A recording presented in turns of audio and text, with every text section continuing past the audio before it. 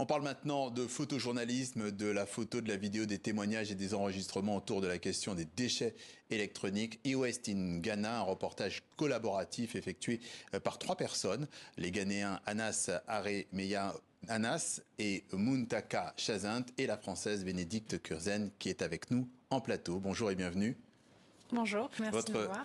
Votre travail a été salué du prix Carmignac 2023. En quelques mots, quel était le projet ?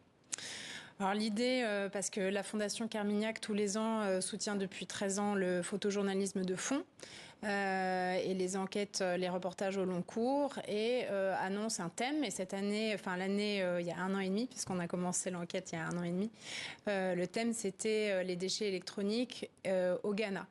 Donc notre proposition avec Anas, Muntaka et moi-même, c'était de proposer un projet à la dimension en fait du mouvement transfrontalier des déchets électroniques de l'Europe au Ghana. Et ensuite, qu'est-ce qui se passe quand les composants électroniques sortent des déchetteries ghanéennes? Où vont-ils?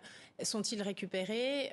Deviennent-ils des ressources dans des fonderies asiatiques ou européennes? Enfin voilà, l'idée c'était de représenter la complexité et surtout les rouages de ce secteur très complexe.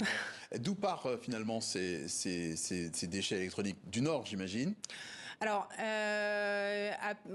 en l'occurrence, tout ce qui arrive à une grosse partie des objets électroniques qui arrivent au Ghana viennent soit d'Asie, de Chine, qui reste quand même le plus gros fabricant d'objets électroniques. Mais la particularité des objets électroniques qui viennent et électriques qui viennent d'Europe, c'est que ce sont souvent des objets de seconde main. Donc là, tout ce que vous voyez, ce sont... là, par exemple, on voit des containers dans la région de Londres qui sont prêts, remplis par toutes les diasporas africaines et qui exportent en quantité tous ces objets de seconde main vers le continent africain et vers le Ghana. Alors, dans votre enquête, c'est tout le circuit que vous décrivez. Qu'est-ce que ça dit en fait de ces fabricants et de leur rapport à cette surconsommation et qui finit finalement après dans des endroits où c'est très difficile pour des pays du Sud de les accueillir? En réalité, oui, l'idée c'était de comprendre comment fonctionnent, comment bougent ces objets électroniques. Vous avez raison de mentionner la surconsommation parce que en fait, les déchets électroniques sont le flux de déchets qui croît le plus rapidement au monde. J'ai pas tout à fait les équivalences, mais c'est colossal. Et la courbe continue à grimper, c'est-à-dire qu'on continue à consommer de façon complètement inconsidérée, sans se poser nécessairement la question, surtout en Europe, ni de comment et avec quoi sont fabriqués les objets que nous achetons, et de la question de où vont-ils une fois qu'on ne les utilise plus.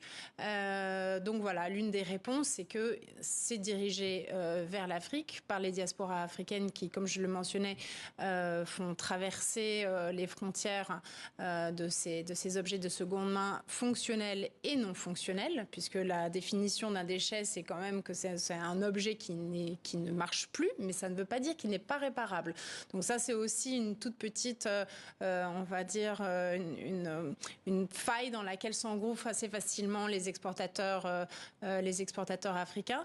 Mais c'est aussi ce qu'on cherchait vraiment à montrer à travers ce projet, c'est que malgré les images scandaleuses d'un endroit comme à Bokloshi, ici qu'on voit avec les chevaux là, qui sont juste à côté. Oui, c'est extrêmement pollué. Les gens vraiment perdent leur vie et se tuent la santé à désosser ces objets électroniques qui viennent a priori du Ghana, puisque les Ghanéens consomment des objets électroniques.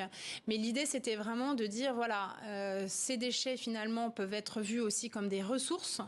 Elles permettent de donner du travail à des gens. Elles permettent à des gens de... Quand même.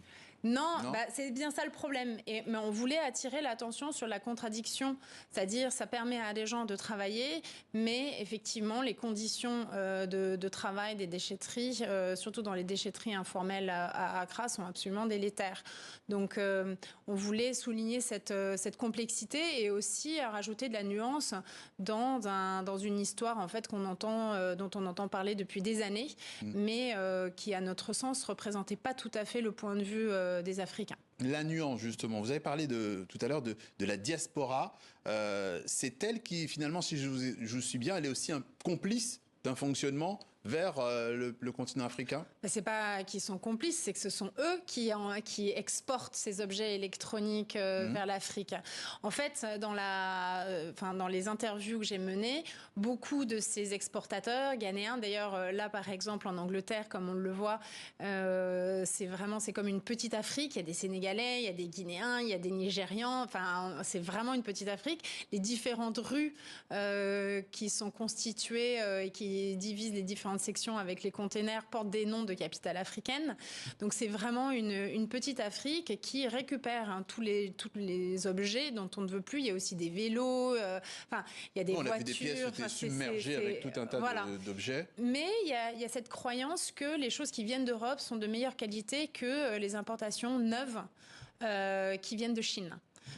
Donc voilà, tout le monde me disait, les objets qui viennent de Chine, au bout de 6 mois, c'est cassé, il faut racheter. Donc on n'a pas les moyens. Et ce dont les Africains ont la possibilité, les Africains ont la possibilité d'acheter des objets de seconde main qui viennent d'Europe. Donc du recyclage d'une certaine manière. Voilà. Un peu comme les voitures aussi à un moment. Ces photos seront visibles à New York dès le mois prochain, simultanément à Arles à partir du 1er juillet. Et puis dès aujourd'hui à Paris, c'est cette enquête qui continue. Hein. Oui. Voilà. Oui, c'est compliqué.